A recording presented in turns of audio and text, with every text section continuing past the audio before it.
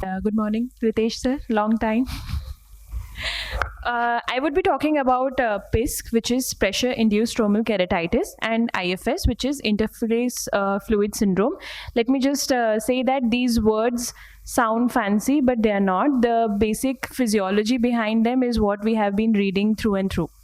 So, what is IFS or interface fluid syndrome? It was first described by Lyle and Jin in their case of a post-refractive surgery like LASIK, in whom there was corneal edema and vision disturbances, and they noticed there was higher pressure and also there was fluid in the interface.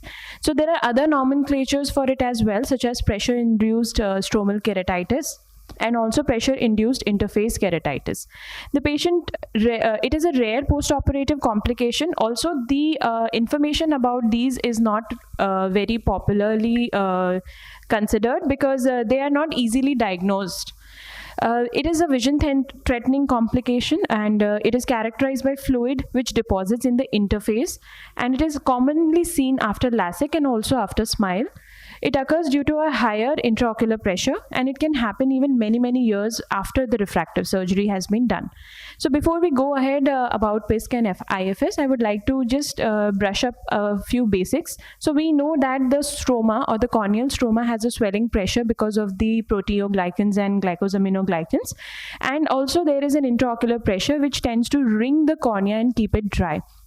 So whenever this disbalance occurs, the cornea gets hydrated, and that is what leads to formation of epithelial bullae. Now, the important thing to consider in IFS and PISK is that instead of collection of the water underneath the epithelium, here we have another space where the water can tend to accumulate, which is the interface in the LASIK, and which is also the lenticule interface in the SMILE. So as the intraocular pressure exceeds that of the stromal pressure, which is about 55 millimeters of mercury, we can see these changes happening.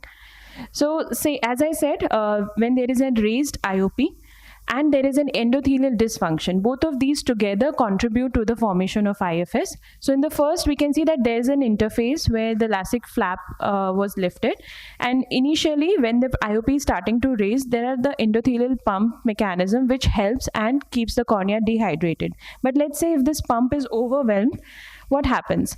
So when the IOP is beyond the pump mechanism, beyond the level of the management of pump mechanism, the fluid droplets start accumulating beneath this interface, and ultimately this turns into a full-fledged fluid that accumulates in the interface. Now this is what causes all the vision symptoms to the patient. So it is commonly reported after LASIK and also seen in SMILE. It can be seen in many situations, such as post-operative steroid use. Now, steroid use, definitely we give steroids to all our patients post-surgery for inflammatory response modulation. But sometimes patients also use them over the counter, thinking that they are magic drugs. We know that. Corneal endothelial dysfunction can also occur after post-operative procedures due to mismanaged handling during the process. Shallow chambers post-trabeculectomy can also lead to development of such symptoms. Uveitis is also a known pathology. Post-lamellar keratoplasty, even in the lamellar or the partial keratoplasties that we do anterior and posterior, we can see because they also have an interface formation.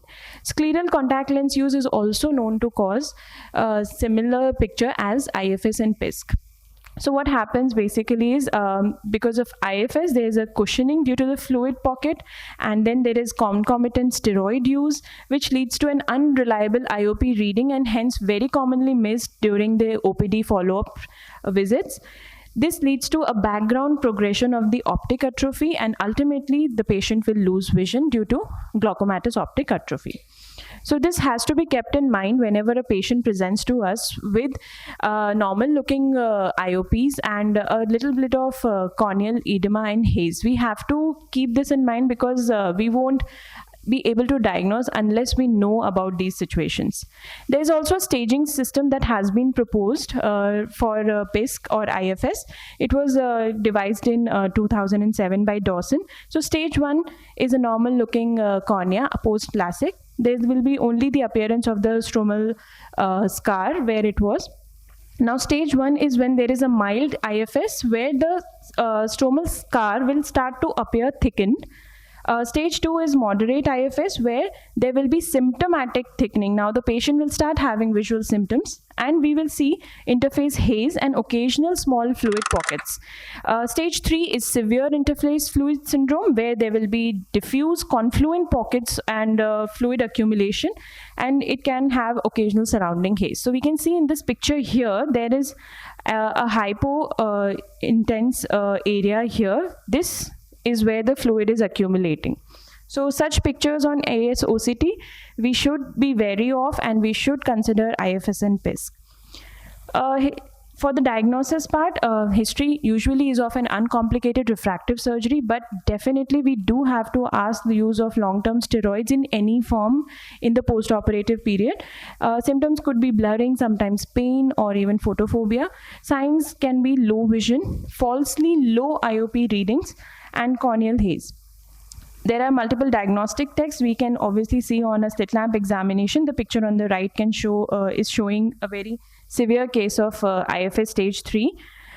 We have high resolution anterior segment optical coherence tomography. Dr. Kanika, can you please conclude fast? We also have Scheimpflug imaging program, which can through which we have densitometry program, which can tell us about the fluid accumulation.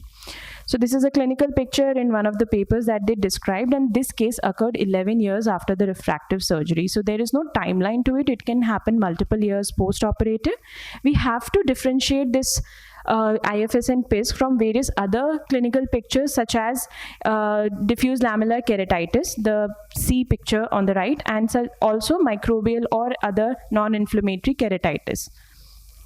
The management is timely and accurate diagnosis. First of all, the eyes don't see what the mind doesn't know, so please keep this in mind for all the budding refractive surgeons as well. We have to discourage over-the-counter steroid use or any prolonged steroid use and have to make the patient aware about it. Long-term steroid patients, if require it, we have to maintain them on continuous follow-up. Most cases, only the cessation of topical steroids is sufficient, but we will also need to start some IOP lowering agents in cases which are not being able to control their pressures. And only a few may require surgical management for IOP control, such as trabeculectomies or even valves. And sometimes endothelial replacement in the form of DMEC may be required. So we should be wary, we should not forget to follow up our patient, and we should always be suspicious.